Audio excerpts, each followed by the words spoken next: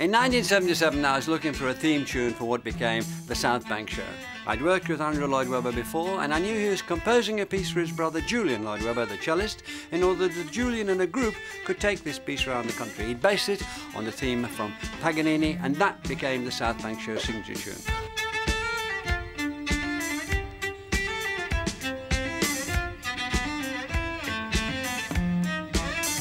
He's now going back into the studios, he's in the studios here today as we're making this film, in order to refresh it or reinvigorate it. I don't quite know what he's going to do with it. For our new venture, which is take the South Bank to Sky Arts and make the South Bank Sky Arts Awards. So, here goes.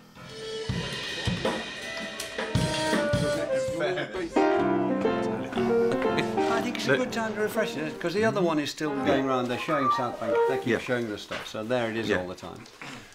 But I just want to give it a different groove to start with, because we always were dunda, unda, but we can't change that. But we give it another kickstart. This is fun, isn't it? Yeah. Do you think? Old times. Yeah, good idea, isn't it? Great. Guys, have you come around the piano? The original South Bank theme was. And we want to keep something which is fairly close to it, but I wanted to start in G, and I'd like to do just to sort of get a riff going. But you see what I want, Nigel? It's kind of and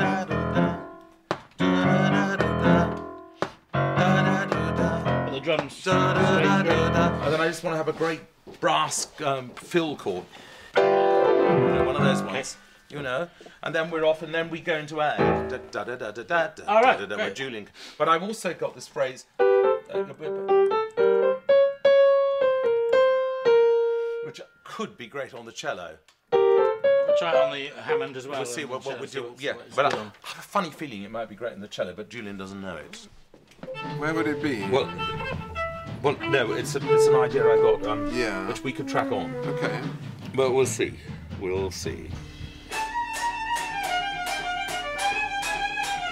Rhythm in 9 and 10 is da da da. The shorter you can make it, the better. Here we go.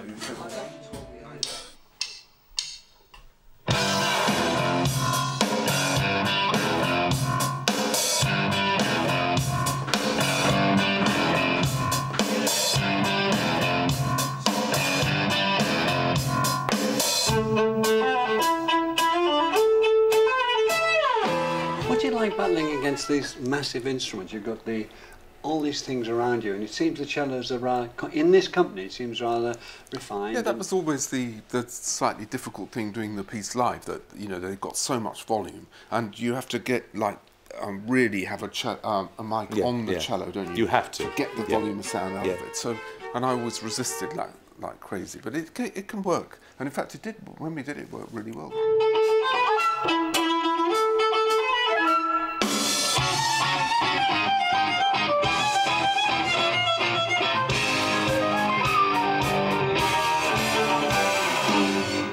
It's quite naughty, isn't it? It's darker as well, isn't it? Yeah. Well, it shifts the keys around. Yeah. What have you actually done?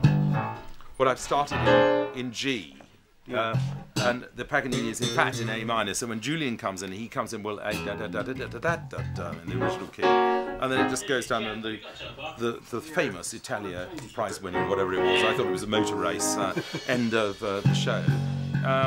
Ends up in a different key. Julian, would you prefer to do it double stopped? If it can work double stop. Do you know, it might be a lot sexier if it was, because you would slide it together. Da da da da da da da da yeah yeah yeah yeah. Why don't we slur the whole thing as it were da da da da da da? So that's like a kind of air raid siren. Yeah, let's try. Yeah, it could be quite good, couldn't it? Because then you see, if we've got an air raid siren then, people will know that Melvyn's coming on air, so that's great. Okay. I am an air raid siren. Oh, I never said that. It's an air raid. It's a warning. It's a air warning raid, not to all back troops. All Not, right, a warning not to Let's switch go, off. Let's see. I don't think I've ever heard a cello played like that. It does sound like an air raid song. Great. Do you find it hard to play the music that Andrew's writing for you in this context? Do you find it harder than what you usually do? No, it's sort of become part of my history, this piece. I kind of, you know, it's there. No, it's fun to come back and I'd love to write a piece for Julian, you know, but my real worry is that when I come back to hearing the cello, I always hear the cello doing things that it doesn't normally do. Well, that's all right. But you know, with the symphony orchestra, I kind of run out of steam. Whereas, you know, the trouble is that there's a side of me that's rock and roll. No, what do you mean a side of you? There's a massive part of you. Do you know what? You like to have words. No, I No, it's true though, isn't it? Variations, the only piece you've ever written. Did you realise that? Yes, probably is. Yeah. No, I'll tell you what, it's not quite that. It's not that I like to have words. It's I like a dramatic structure. And the idea of variations gives you a dramatic structure. So you've got a beginning, you've got a piece to vary, and you've got a beginning and then you've got an end. You've got to take it there. Whereas I'm hopeless at writing anything for symphony. I can't write anything in the abstract.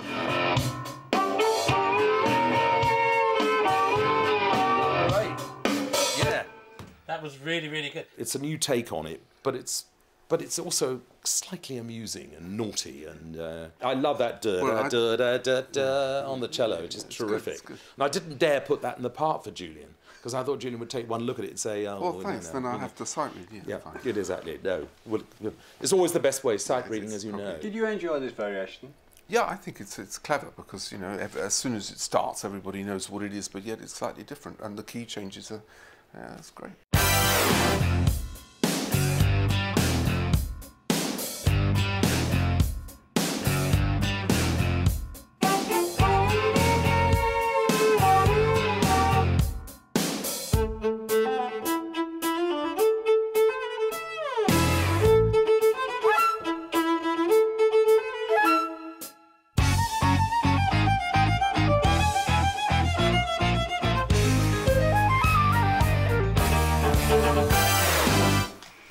Rangers standing ovation. Right, okay.